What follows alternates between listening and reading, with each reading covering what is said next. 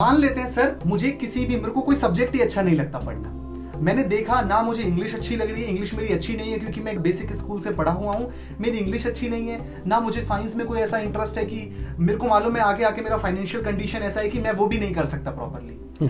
तो आप वहां क्या गए? नमस्कार, मैं स्वागत करता हूं आप सभी का करियर काउंसलिंग की सीरीज में, जिसमें शुरुआत करेंगे हम 10th क्लास के बाद आप कौन कौन सी स्ट्रीम्स चूज कर सकते हैं जो आप अपने टैलेंट को एक ब्राइट फ्यूचर में बदल सके। उसके बाद हम चलेंगे कि कौन कौन से स्कोप्स हैं और कौन कौन सी जॉब्स हैं जो आप कर सकते हैं, किस तरीके से आप कॉलेजेस में अप्लाई कर सकते हैं और कौन कौन से इस डिजिटल वर्ल्ड में आप कौन कौन से नए जॉब्स हैं जो अपने लिए क्रिएट कर सकते हैं। तो आइए शुरुआत करते हैं। आज हमारे साथ जुड़ चुके हैं करियर काउंसलिंग एक्सपर्ट फ्रॉम केंद्रीय विद्यालय संगठन मिस्टर के रमेश। नमस्कार सर, स्वागत है आपका हमारे इस चैनल में। Thank you sir, thank you very much. Sir, सबसे पहले मेरा जो सवाल है वो ये है, as a 10th class students कौन कौन सी प्रॉब्लम्स हैं जो बच्चा फेस करता है? क्योंकि सबसे पहले हम यही जानना चाहते हैं कि प्रॉब्लम्स कौन कौन सी हैं। देखिए आशीष जी, इसके अंदर इंपॉर्टेंट एस्पेक्ट ये है कि अगर हम पेरेंट्स के व्यू से भी देखें या स्टूडेंट्स के व्यू से देखें, किसी भी एस्पेक्ट से अगर हम देखते हैं तो ये जानने की जरूरत है कि एक 10th क्लास का बच्चा किस मेंटल सिचुएशंस में होता है, उसकी क्या स्टेज होती है, सो दैट अगर जब तक आप प्रॉब्लम्स नहीं जानेंगे तो आप प्रॉब्लम को आइडेंटिफाई नहीं कर पाएंगे, सॉल्यूशन तो बहुत दूर की बात हो जाएगी।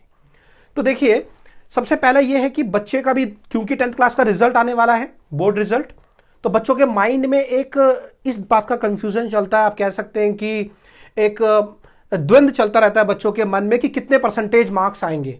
और हम अपने एजुकेशन सिस्टम को अच्छे से हम उससे परिचित हैं, जिसके अंदर साइंस स्ट्रीम के लिए भी एक फिक्स क्राइटेरिया फिक्स है कि इतने परसेंटेज होने चाहिए साइंस में, इतने कॉमर्स में, आर्ट्स में। तो इस तरीके से क्योंकि परसेंटेज क्राइटेरिया है तो बच्चों के माइंड में ये क्वेश्चन लगातार चलता है कि मेरे कितने परसेंटेज आएंगे। ये एक प्रेशर बनता है बच्चों का ऑटोमेटिक। दूसरा जो प्रेशर बच्चों को अक्सर होता है वो होता है पेरेंट्स की एक्सपेक्टेशंस। हर बच्चों के पेरेंट्स के अपने सपने होते हैं बच्चों को लेकर कि मेरे बच्चा ये कोर्स करेगा या फिर ये बनना चाहता है, तो कई बार अनजाने में ही सही पेरेंट्स उसको थोपते हैं बच्चों पर, ठीक है, और इस वजह से बच्चा एक प्रेशर ऑटोमेटिक फील करने लग जाता है। और आशीष जी, इसके अलावा एक पीयर प्रेशर यानी दोस्तों का भी प्रेशर इनडायरेक्टली बच्चों के ऊपर पड़ता है।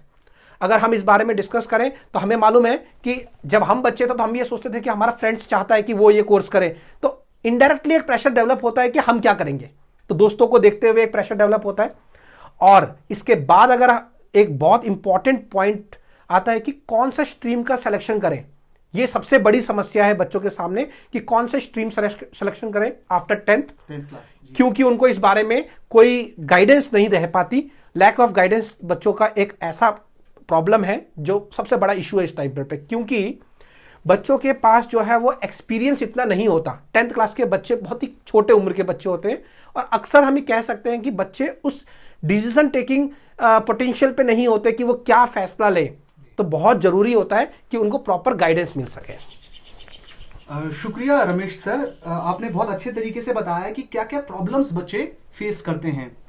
तो चलिए दिशा देने की कोशिश करते हैं अपने सभी उन व्यूअर्स को जो हमें इस वक्त सुन रहे हैं कि क्या क्या स्ट्रीम्स अवेलेबल है। सबसे बेसिक क्वेश्चन है कि क्या क्या स्ट्रीम्स अवेलेबल है 10th क्लास के बच्चे के लिए। 10th क्लास के बच्चे के लिए बिल्कुल।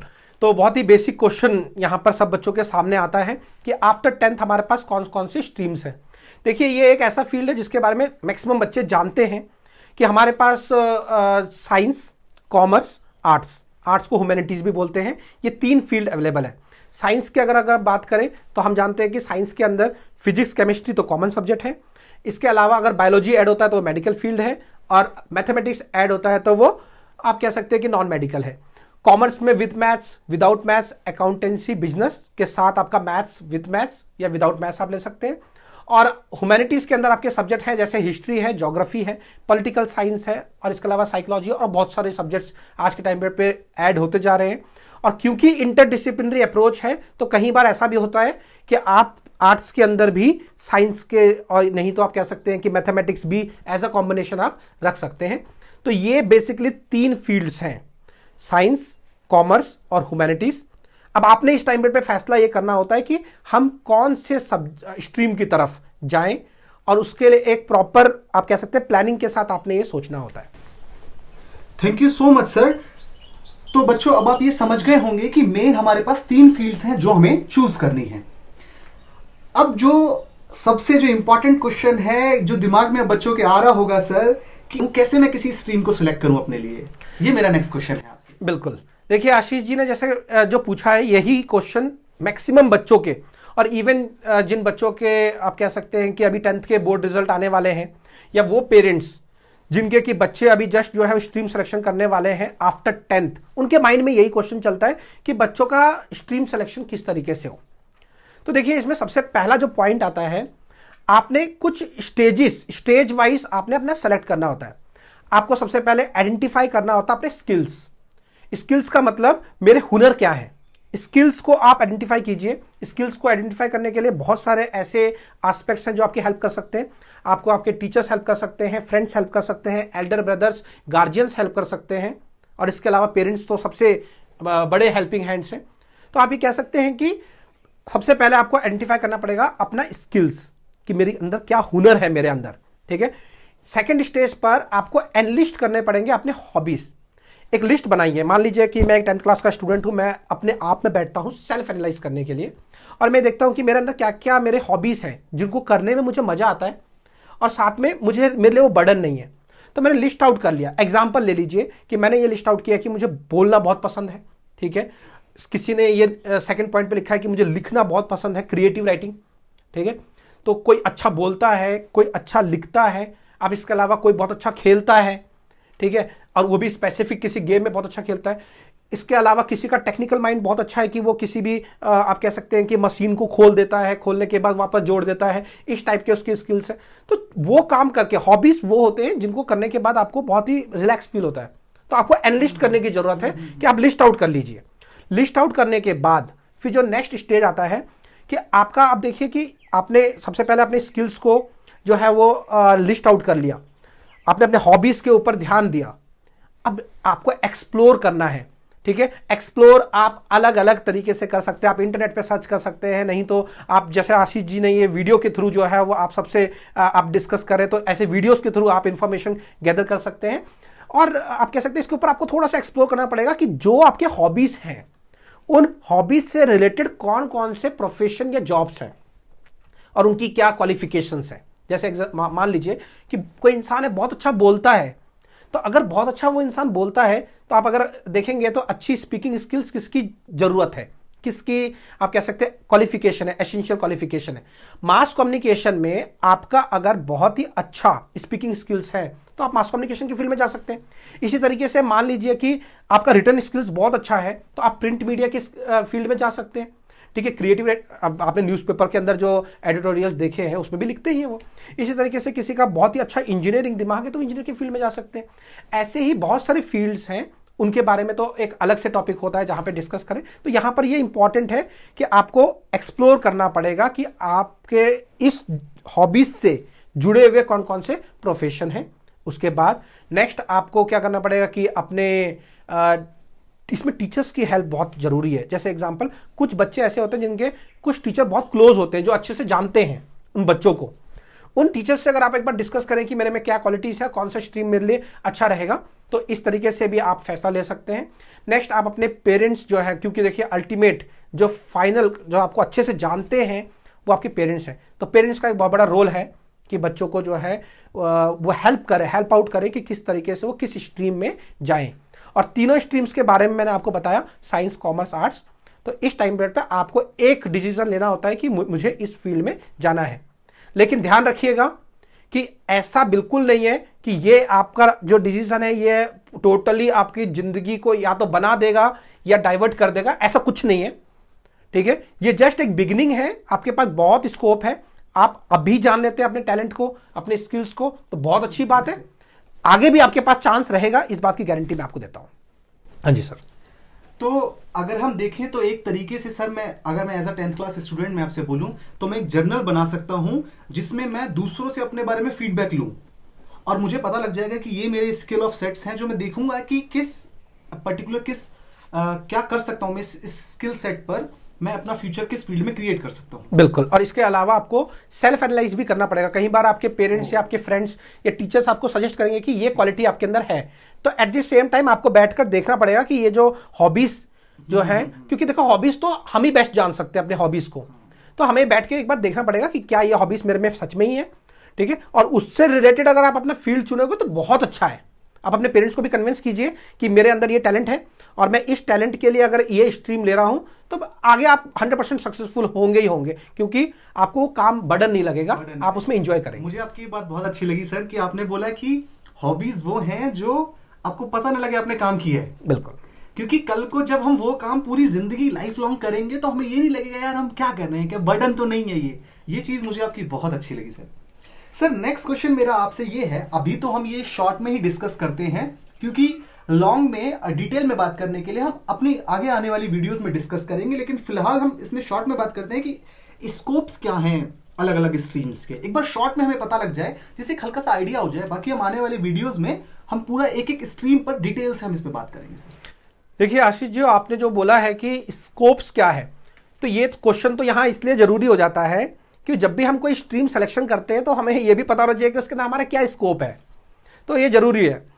तो इसके ऊपर अब देखिए, जैसे आपके पास फील्ड है, साइंस है, कॉमर्स है, ह्यूमैनिटीज है, ठीक है। साइंस में भी आपको ये फैसला करना पड़ता है कि मुझे मेडिकल फील्ड में जाना है या नॉन मेडिकल में जाना है, ठीक है। कॉमर्स में भी आपको ये डिसीजन लेना पड़ता है कि मुझे विथ मैथ्स रखना है या विदाउट मैथ रखना है। और रही बात अगर आपके ह्यूमैनिटीज लोगे तो उसमें भी आपको सब्जेक्ट सिलेक्शन रखने पड़ेंगे कि मैं कौन कौन से सब्जेक्ट रखूँ या नहीं रखूँ। तो इस पर तो देखिए, अगर स्कोप के बारे में बात की जाए तो एक वास्ट स्कोप है। इसके ऊपर मैं आपसे रिक्वेस्ट करूंगा कि इस पे तो देखिए, जैसे साइंस स्ट्रीम है तो साइंस स्ट्रीम पे ही एक अलग से डिस्कशन हो कि साइंस में क्या स्कोप है, आर्ट्स में क्या है और कॉमर्स में क्या है। लेकिन अगर कुछ एक गलत फहमियां हैं लोगों के बीच में, मैं उसको क्लियर करना चाहता हूं। देखिए, अगर मेडिकल फील्ड की बात करें या साइंस स्ट्रीम की बात करें तो साइंस स्ट्रीम में, मेडिकल में लोगों की अक्सर यही सोच है कि अगर आप जो है वो साइंस लेते हैं तो आप डॉक्टर बन जाएंगे, इंजीनियर बन जाएंगे। लेकिन इसी तरीके से अगर आप कॉमर्स लेते हैं तो आप सीए बन जाएंगे या सीएस बन जाएंगे, और आप ह्यूमैनिटीज लेते हो तो आप मास कम्युनिकेशन या लॉ के फील्ड में जा सकते हैं। इस तरीके से लोगों के बीच में बस खाली एक लिमिटेड नॉलेज है, लेकिन मैं आपको यहाँ पे कन्वे करना चाहता हूं कि ये लिमिटेड नॉलेज कंप्लीट नहीं है। आपके पास बहुत सारे स्कोप्स हैं, ऐसे बहुत सारे स्कोप है जहां पर आप कम से कम आप कह सकते हैं कि फीस के साथ जो है आप बहुत ही अच्छे कोर्सेज में एडमिशन ले सकते हैं। आपकी जॉब सिक्योरिटी भी बहुत अच्छी होगी। कहीं बच्चे ऐसे हैं जो स्कॉलरशिप में पढ़ते हैं, जैसे आपने साइंस के स्ट्रीम में ही आपने ICAR, Indian council of agriculture research के बारे में सुना होगा, जहां पर बच्चे हॉर्टिकल्चर के फील्ड में जाते हैं, एग्रीकल्चर इंजीनियरिंग के फील्ड में जाते हैं और बहुत ही अच्छे आप कह सकते हैं वेल सेटल्ड है। इसी तरीके से हर फील्ड के अंदर ऐसे बहुत सारे फील्ड्स हैं जिनके बारे में ना तो पेरेंट्स को बहुत ज्यादा अवेयरनेस है और ना ही आसपास के जो माहौल में रहते हैं उनको। तो यहां पर मैं आपको ये कन्विंस करना चाहता हूं कि आने वाले फील्ड जो वीडियोस होंगे उसके अंदर हम आपको जरूर ऐसे हर फील्ड के अंदर, मेन फील्ड के साथ साथ जो ऐसे फील्ड है जो लोगों को बहुत नहीं मालूम है, बच्चों को भी बहुत नहीं मालूम है, जिसकी वजह से वो इस फील्ड में नहीं जा पाते हैं, तो हम आपको यहां से जरूर कन्वे करेंगे सो दैट आप उन फील्ड में जाओ और जाकर एक सक्सेसफुल करियर आप अपना बनाओ। बहुत बहुत धन्यवाद सर। ये जो आपने जो पॉइंट्स बोले ना कि लोग किसी भी फील्ड से ना एक बहुत बड़े बड़े कुछ ही फील्ड उसके अंदर के फील्ड्स को जानते हैं। जैसे अगर हम मेडिकल की बात करें तो जब हम 10th क्लास में थे बात बहुत फेमस थी, अरे मेडिकल ली है तो डॉक्टर बनेगा, नॉन मेडिकल ली है तो इंजीनियर बनेगा। लेकिन अब मुझे सर की बात सुन के समझ आ रहा है कि एक्चुअल में है क्या कि एक फील्ड के अंदर बहुत सारी चीजें हैं। जब आज हम किसी प्रोफेशन से जुड़ गए तो हमें समझ आता है कि नहीं भाई ये काम भी मेडिकल फील्ड से हो सकता था। तो जरूर सर हम चाहेंगे आपसे और रिक्वेस्ट भी करेंगे कि आप हर फील्ड पर ना हमारे साथ वो कंटेंट शेयर करें कि बच्चे समझ सकें कि एक फील्ड के अंदर बहुत सारी चीजें जो कर सकते हैं। देखिए आशीष जी, मैं यहाँ पे ये बात कहना चाहूंगा कि बच्चों के अंदर बहुत टैलेंट है, बच्चों के अंदर बहुत टैलेंट है, पेरेंट्स का भी बहुत सपोर्ट है। अगर जरूरत है तो वो नॉलेज की और इंफॉर्मेशन की जरूरत है। कई बार बच्चों के पास एक प्रॉपर इंफॉर्मेशन या गाइडेंस नहीं होने की वजह से उनका टैलेंट रह जाता है। ये नहीं पता ना कौन सी फील्ड चूज करें। बिल्कुल, ये तो पता है कि ठीक है भाई मेडिकल ले लिया, अब उसके बाद पता लगता है नहीं भाई फाइनेंशियल में इतना, जस्ट सपोज बहुत सारी फैमिलीज हैं तरीके की, मान लो मैं अपनी बात करूं नहीं हूं, अगर मैं एबल 50 लाख 60 लाख 70 लाख खर्च करने के लिए, तो मुझे लगता है कि मेरा मेडिकल लेना बेकार हो गया।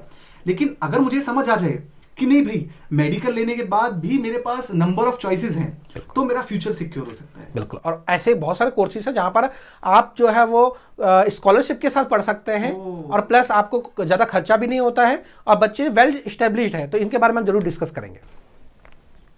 सर नेक्स्ट क्वेश्चन जो मेरा आपसे है वो है वोकेशनल कोर्स और प्रोफेशनल कोर्स, क्योंकि इसी की हम बात भी कर रहे हैं थोड़ा सा कि ये कि वोकेशनल कोर्स और प्रोफेशनल कोर्सेज का मैं बेसिक से चाहता हूँ, क्योंकि मुझे भी इसके बारे में कुछ भी आइडिया नहीं है कि वोकेशनल कोर्स और प्रोफेशनल कोर्सेज क्या होते हैं और कैसे हम इसमें अपना करियर बना सकते हैं। ये एक बहुत ही अच्छा क्वेश्चन है और अक्सर बच्चे जो हैं इस प्रॉब्लम को फेस करते हैं। देखिए, आपने अपने आसपास अपने पेरेंट्स को या फिर कोई रिलेटिव है उनको ये बोलते हुए सुना होगा कि बच्चे क्यों आप कैसे एकेडमिक कोर्सेज में जा रहे हो, कुछ भी जो है वो प्रोफेशनल कोर्स कर लो, सेटल हो जाओगे। ठीक है, कोई वोकेशनल कोर्स या प्रोफेशनल कोर्स करो जिससे कि आपका लाइफ जो है वो सेटल हो जाए, आप स्किल्स सीख लो सो दैट आपको जो है वो कोई प्रॉब्लम नहीं होगी। ये सुना होगा, फिर बच्चे कंफ्यूज होते हैं कि हमें क्या करना है। देखिए, मैं बताना चाहूँगा, वोकेशनल कोर्स वो होते हैं, प्रोफेशनल कोर्स जैसे आपने देखा होगा कि MBA है, ठीक है, नहीं तो आप B.Ed कह सकते हैं कि बैचलर ऑफ एजुकेशन है, या बैचलर ऑफ फाइन आर्ट्स है, ठीक है, इस तरीके से, या होटल मैनेजमेंट है। बहुत सारे ऐसे फील्ड्स हैं वोकेशनल हैं जिन पे अगर आप काम करेंगे, जिनके ऊपर अगर आप जो है वो वर्कआउट करेंगे तो आप अपने, अगर आपके अंदर टैलेंट है, आपके अंदर स्किल्स हैं और आपकी हॉबीज उससे मैच करते हैं तो आप सक्सेसफुल होंगे। लेकिन यहां पर एक बात आपको समझने की जरूरत है कि 10th क्लास में अभी जो पर्टिकुलर स्टेज है, यहां पर आपको स्ट्रीम सिलेक्शन करना है। प्रोफेशनल कोर्सेज आपके +2 के बाद आता है। +2 के बाद आपके पास सफिशिएंट टाइम होता है कि आप कोई भी प्रोफेशनल कोर्स ज्वाइन कर सकते हो। आपके बाद अगर आपको 12th के बाद भी अगर आपको तब भी अगर आप आइडेंटिफाई नहीं कर पाते कि आपकी क्या मतलब स्किल्स हैं, तो आप ग्रेजुएशन के बाद भी आप उस प्रोफेशनल कोर्सेज के ऊपर जा सकते हो। तो प्रोफेशनल कोर्सेज आपके लिए हमेशा खुले हुए हैं, जब आपको आप चाहते हैं तब आप इसको जो है वो सेलेक्ट कर सकते हैं। सर, मैं आपसे पूछना चाहता हूँ कि मैंने देखा है कि ये बात बोल देना आसान है कि अपना टैलेंट पता करो और उसके हिसाब से कोई करियर या कोई भी प्रोफेशनल ग्रोथ अपनी चूज करो, लेकिन बहुत बार हम देखते हैं कि हमें पता ही नहीं लगता कि हम किस में बेस्ट हैं। नहीं है, हम नॉर्मल स्टूडेंट हैं, नॉर्मली हम पढ़ते आए हैं, कभी कभी ना तो इतना कभी खुद को जाना कि नहीं ये मैं अच्छे से कर सकता हूँ। ये मेरे को थोड़ा समझ नहीं आता कि मैं बड़ा कंफ्यूज सा हो जाता हूँ। एक तरफ कहते हैं कि भाई अपने बारे में जानो, और फिर दूसरी तरफ ये कि कौन सी फील्ड उसी से रिलेटेड चूज होगा। तो मेरे साथ के बच्चे हैं वो शायद कर लेते हो, लेकिन मेरे लिए तो बड़ा मुश्किल है ये।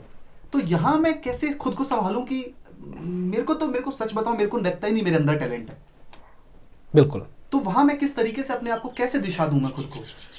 ये आपका जो क्वेश्चन है इसको मैं थोड़ा और सिंपल कर देता हूं। कई बार बच्चे फैसला नहीं ले पाते कि उनको क्या करना है, ठीक है। अब बात आती है कि उनको अलग अलग गाइडेंस दी जाती है कि आप अपने को लिस्ट आउट कीजिए, अपनी हॉबीज लिस्ट आउट कीजिए, आपके अंदर क्या टैलेंट है। उस पर्टिकुलर टाइम पीरियड पे उनको ये भी एहसास नहीं होता कि मेरे में कोई टैलेंट है, ठीक है। Exactly, ये वाला मेरा पॉइंट है। बिल्कुल, मैं समझ गया हूं। तो इसमें देखिए कि अगर कभी आपको ऐसा फील हो या किसी बच्चे को ऐसा फील हो कि आपके अंदर उस पर्टिकुलर टाइम पीरियड पे आपको फील होता है कि आपके अंदर कोई स्किल नहीं है, आप किसी एक पर्टिकुलर टाइम पीरियड पे ऐसा भी नहीं है कि आप कोई फील्ड चूज कर पा रहे हो, ठीक है, आप एकदम कंफ्यूज्ड हो, तो भी आपको एक बात ध्यान रखना है। तो उस टाइम पीरियड पे आप देखिए कि आपका सब्जेक्ट, किस सब्जेक्ट्स में आपका इंटरेस्ट। मान लेते हैं सर, मेरे को कोई सब्जेक्ट ही अच्छा नहीं लगता पढ़ना। मैंने देखा ना मुझे इंग्लिश अच्छी लग रही है, इंग्लिश मेरी अच्छी नहीं है क्योंकि मैं एक बेसिक स्कूल से पढ़ा हुआ हूँ, मेरी इंग्लिश अच्छी नहीं है। ना मुझे साइंस में कोई ऐसा इंटरेस्ट है कि मेरे को मालूम है आगे आके मेरा फाइनेंशियल कंडीशन ऐसा है कि मैं वो भी नहीं कर सकता प्रॉपरली। तो आप वहां क्या कहें? तो आपको खेलना पसंद है, स्पोर्ट्स पसंद है? खेलना पसंद है, लेकिन इतना नहीं कि मैं सोचूं कि इस चीज में मैं अपना करियर बना सकता हूं। तो देखिए, ये जो पॉइंट सर ने डिस्कस किया है ये बहुत इंपॉर्टेंट है। कई बार बच्चों का ऐसा स्टेज होता है जहां पर ना तो उनको ये फील होता है कि उनके अंदर कोई हॉबी है, ना उनको ये फील होता है कि उनके अंदर कोई स्किल है, ठीक है। अब कुछ बच्चों का जिनका सब्जेक्ट्स जो मैंने आपसे डिस्कस किया कि 5 सब्जेक्ट्स हैं, अगर उन सब्जेक्ट्स में से कोई ऐसे टाइम पे हम 2 काम कर सकते हैं। फर्स्ट तो ये कि आप अपने सब्जेक्ट सेलेक्ट कर लीजिए, आपके 5 सब्जेक्ट्स हैं, 5 सब्जेक्ट्स में से जो भी सब्जेक्ट आपका बहुत अच्छा इंटरेस्ट हो उसमें आप उस सब्जेक्ट को सेलेक्ट करके जो स्ट्रीम्स में है, ठीक है, आप उसमें जा सकते हैं।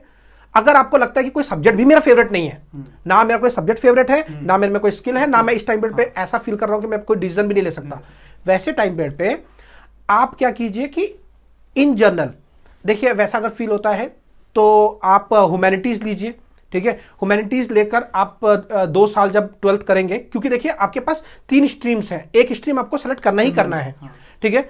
तो उस टाइम पीरियड पे आप क्या कर रहे हैं, आप सिंपल क्या कर रहे हैं कि आपने साइंस स्ट्रीम छोड़ दिया, क्योंकि देखिए साइंस स्ट्रीम में जो भी बच्चे अगर उसको अभी किसी बच्चे को इस पर्टिकुलर टाइम पीरियड पे उनको मालूम ही नहीं है किसी स्किल का, तो बजाय कि आप एकदम हार्ड सब्जेक्ट पढ़ें और सब्जेक्ट पढ़कर आप जो है वो स्ट्रगल करते रहें, ठीक है, या कॉमर्स, तो आप एक काम कीजिए कि आप ह्यूमैनिटीज लीजिए, आप 2 साल का टाइम लीजिए, आप 12th कीजिए।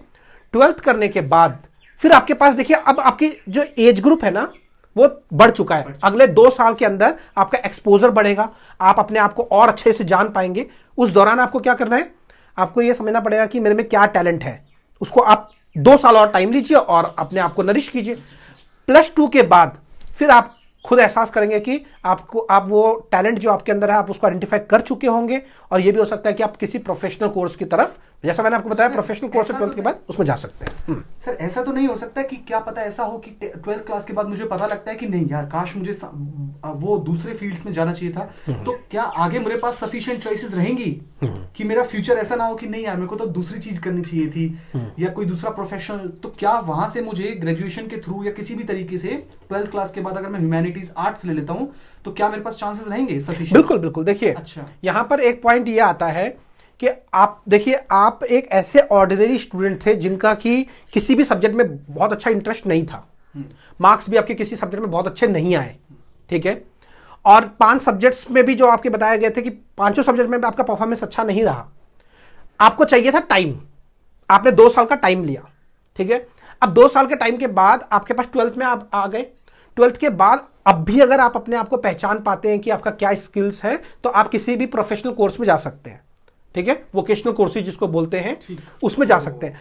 अगर तब भी अगर आपको नहीं लगता कि मैं अभी इस पर्टिकुलर टाइम पीरियड पे इस डिसीजन नहीं ले सकता हूं या फिर अभी इस स्टेज पे नहीं हो कि मैं कोई फैसला लूं, तो आपके पास मालूम है कि 3 फील्ड्स हैं, लाइक जो है वो आप बीए कर सकते हैं, बीएससी कर सकते हैं, बीकॉम कर सकते हैं। तो जो ग्रेजुएशन है वो बच्चों को एक्चुअली उस टाइम पीरियड तक का स्कोप देता है कि वो अपने टैलेंट को पहचाने। तो आप नॉर्मल ग्रेजुएशन कीजिए, ग्रेजुएशन के बाद भी आपके पास स्कोप है कि आप क्या करना चाहते हैं। आप अगर मान लीजिए साइंस के स्टूडेंट हैं और आप अगर आईआईटी जो है वो आफ्टर 12th नहीं जा पाए तो आप ग्रेजुएशन के बाद भी जा सकते हैं।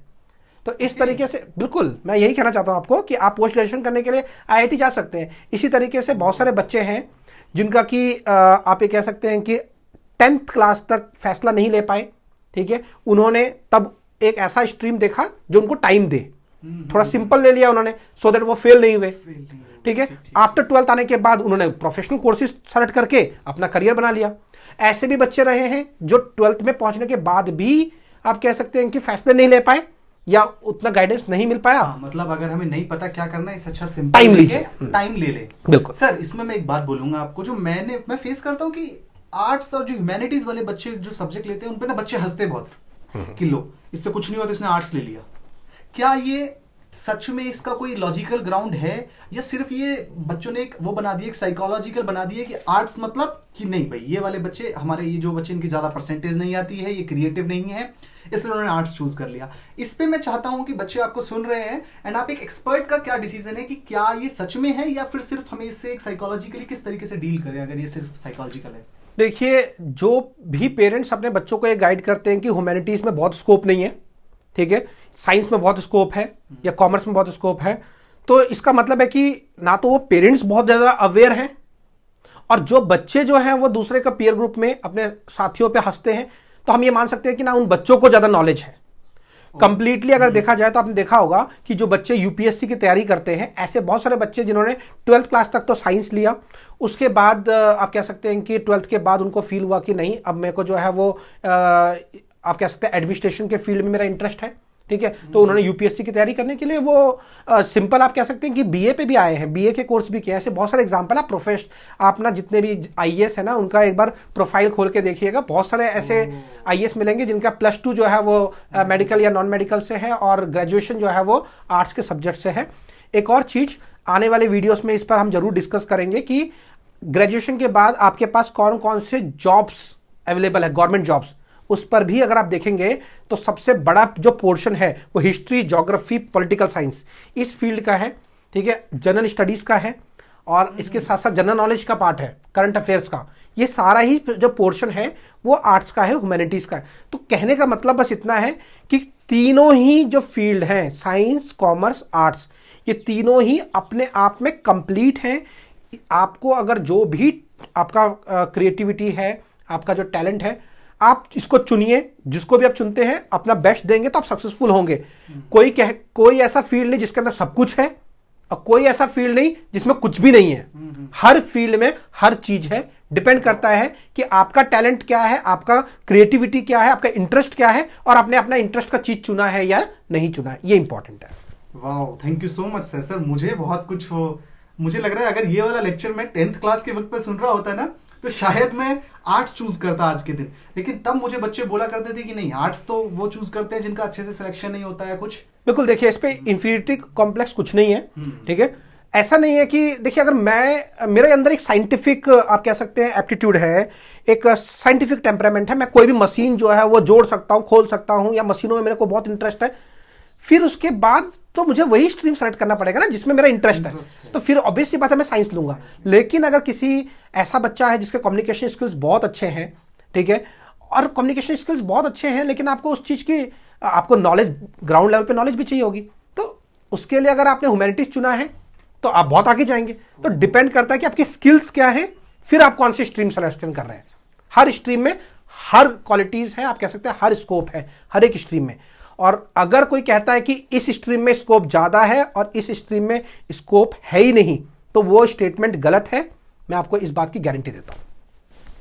तो आप सभी ने सुना कि आर्ट्स फील्ड जिसको कहीं ना कहीं एक ना दिमाग में पहले से ही होता है, नहीं आर्ट्स लेने वाला बच्चा तो इस तरीके का होगा, तो ये बिल्कुल नहीं है। और जैसा सर ने बताया एडमिनिस्ट्रेशन की फील्ड में यूपीएससी क्लियर करने वाले बच्चों का बैकग्राउंड जो है, बेस जो है वो आर्ट्स से निकल कर होता है। और जो भी गवर्नमेंट प्रिपरेशन करते हैं, गवर्नमेंट एग्जाम, गवर्नमेंट प्रिपरेशन के लिए। तो सर मेरा इससे एक जुड़ा हुआ सवाल ये हो रहा है कि अगर बहुत बार बच्चे होते हैं जो कहते हैं सर मुझे ना सिर्फ गवर्नमेंट जॉब चाहिए, तो क्या उसके लिए कौन सा फील्ड ज्यादा बेस्ट रहेगा?